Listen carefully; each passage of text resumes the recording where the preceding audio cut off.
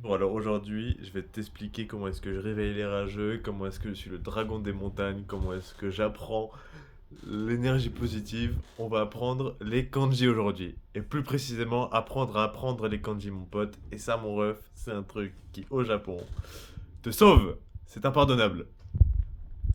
Donc les kanji, le plus important, ce qu'il faut garder en tête, c'est que les kanji, c'est la persévérance. C'est la discipline en fait, tous les jours. C'est le faire tous les jours. Et c'est pas d'ailleurs que les kanji, c'est tout ce qui s'étudie, tout ce qui utilise la tête, toutes les matières du cerveau, tu vois. C'est de la discipline. Comme le corps aussi, comme à la salle de sport, pour avoir un beau corps, il faut de la discipline. Bah, pour apprendre les kanji, il faut la discipline et tous les jours, il faut se bouger le cul pour les apprendre. Et oui, au départ c'est chiant, mais après on s'y fait très facilement. Donc voilà, aujourd'hui je vais te faire top 5 des tips pour apprendre les kanji en moins de 1 an et demi. Wesh. Moi, ça fait à peu près 1 an que j'ai commencé à y aller à fond, à tabasser les kanji. Voilà. Ça fait 1 an, et puis maintenant j'arrive à lire en japonais normal. Bon, je prends un peu de temps, je suis un peu genre, tu sais, je pense que j'ai le niveau d'un japonais qui est autiste. Mais outre ça, voilà, j'arrive à lire ce que j'ai entre les mains et les déclarations d'impôts et les bails du genre. Du coup, voilà, je vais vous enseigner mes enseignements, quoi. Les enseignements du sage. Donc, premièrement, ce qu'il te faut, c'est ce livre-là. Attends, je le chope sans regarder, tu vois. Je suis un professionnel. Alors, je prends ce livre-là, Kanji et Kana. C'est pas mon livre, voilà. C'est un dictionnaire de kanji en français. Et vu que c'est un mec français qui a fait ça, bah du coup il comprend comment est-ce que ton cerveau assimile les kanji en tant que français. Et du coup il les écrit dans un ordre, tu vois, regarde, là je peux pas mettre ma main dessus parce que je tiens mon téléphone, mais tu vois en fait il te donne la base, puis après avec la base il développe tous les kanji que tu peux faire. Et du coup pour toi européen qui ne parle pas avec des dessins, ça te permet de mieux assimiler les choses. Et moi, ce que je te conseille, moi, ce que j'ai fait, ce qui a marché pour moi et ce qui marche du tonnerre et ce qui marche d'une rapidité surtout qui est assez effrayante d'ailleurs, c'est de se faire tous les jours une page. Tous les jours, tu apprends une page. Alors tu te dis, oh putain, mais c'est énorme, de 14 kanji en une journée. Mais en fait, c'est pas si énorme que ça. Au début, il faut que tu apprennes à ton cerveau le mécanisme, faut que tu le bouges le cul. Au début, il faut de la patience, tu vois ce que je veux dire? Mais franchement, ça se fait en 20-30 minutes. Moi, je le fais en 20 minutes.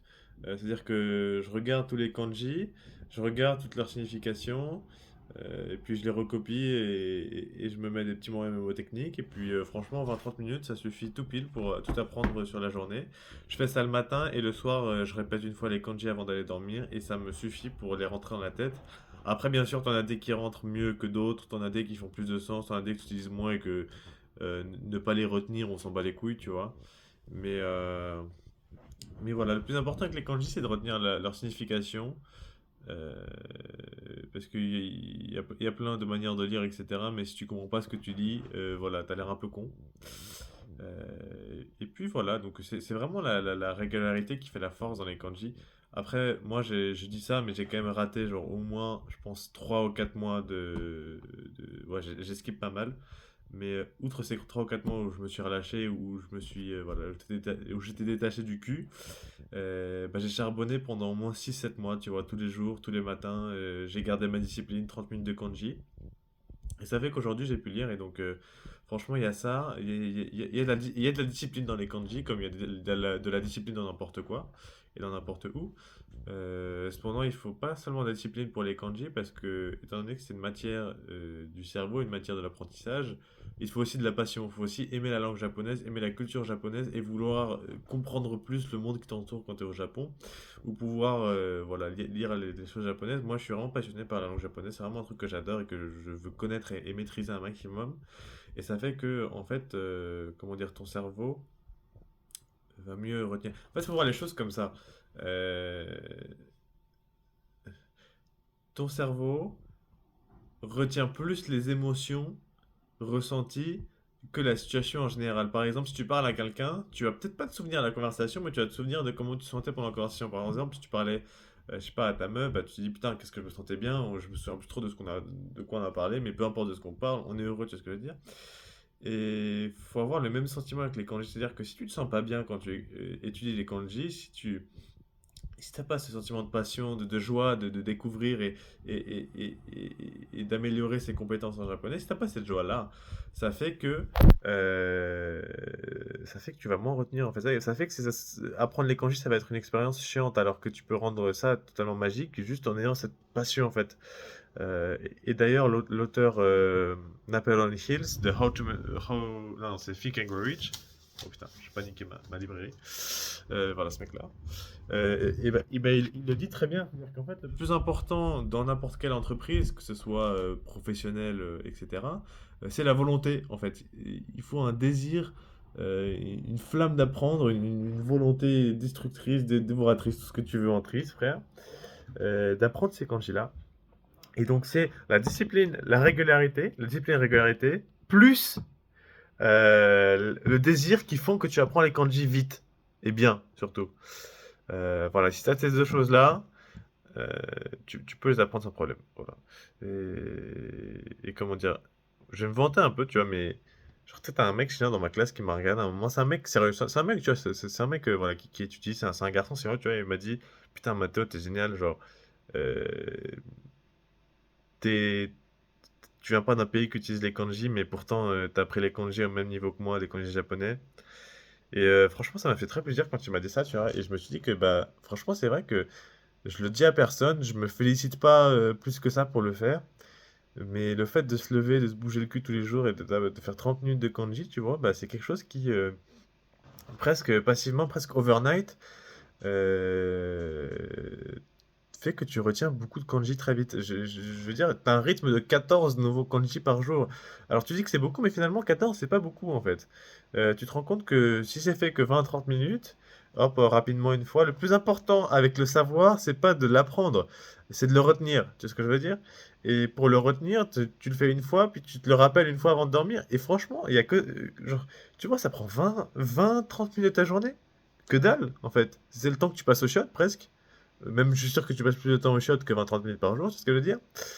Mais tu apprends et tu retiens ces kanji-là et à hauteur de 14 par jour, ce qui a l'air beaucoup, mais bon, t'es sur une échelle de 2000, donc tu vois, faut que tu rajoutes du charbon, du carburant tous les jours.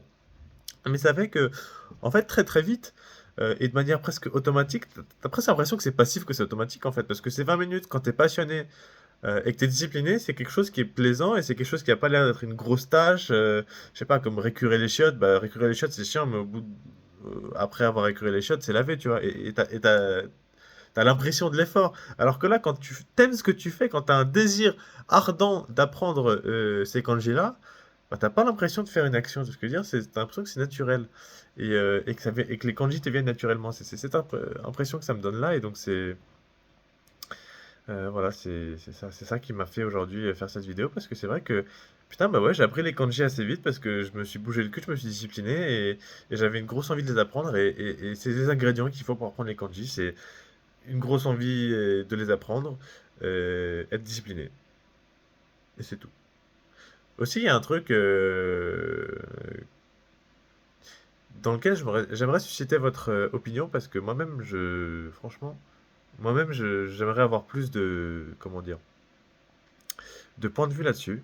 C'est que tu sais, dans notre société, c'est mal vu de s'exprimer, de dire que ah ouais, moi je suis fort, ah ouais, je pense que je vais arriver, je pense que je vais réussir. Tu vois, t'as un sort de fait où est-ce que faut rester genre humble et pas dire genre ouais, je vais être un putain de youtubeur, ouais, je vais avoir 10 000 abonnés, tu vois. Les gens vont un peu te mettre de côté parce que ah ouais, il est un peu, il est pas humble, il est arrogant et tout, tu vois, etc. Et je pense que c'est une mauvaise chose de faire ça parce que bah, tu devrais vouloir la meilleure des choses pour toi, n'est-ce pas?